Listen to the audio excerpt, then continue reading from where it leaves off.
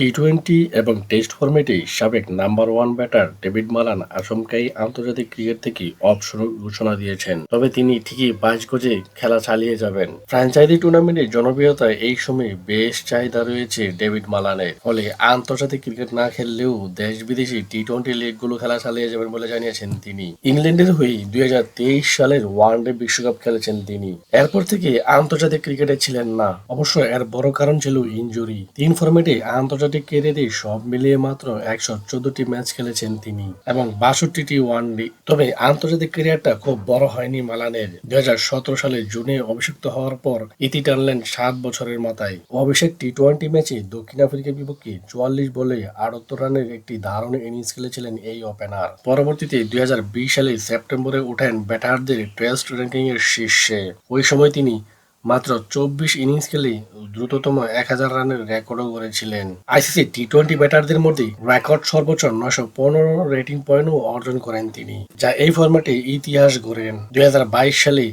অস্ট্রেলিয়ার টি-টোয়েন্টি বিশ্বকাপে চ্যাম্পিয়ন হয় ইংল্যান্ড। সেই দলেরও সদস্য ছিলেন তিনি, যদিও নকআউট পর্বে খেলতে পারেননি তিনি। শ্রীলঙ্কার বিপক্ষে গ্রুপ পর্বের ম্যাচে ইনজুরি পরে ছিটকে যান। তবে অবসর সম্পর্কে ডেভিড মালান বলেন, এই মুহূর্তে আমি আন্তর্জাতিক ক্রিকেট থেকে অবসর ঘোষণা করছি। আমি সত্যিকার অর্থেই সন্তুষ্ট। এটি সহজ ছিল না। হতে পারে এটাই আমার ধরন। যে কারণেই থাকুক না কেন, সবসময় আমি আমার জায়গা ধরে রাখার জন্য যে খেলছি সেটি প্রমাণ করতে চেয়েছি, যা মানসিক এবং শারীরিকভাবেও প্রচুর চাপ তৈরি করে। তা সত্ত্বেও আমি পেছনে তাকাতে চাই গর্ব নিয়ে, যা আমি অর্জন করতে সক্ষম হয়েছি।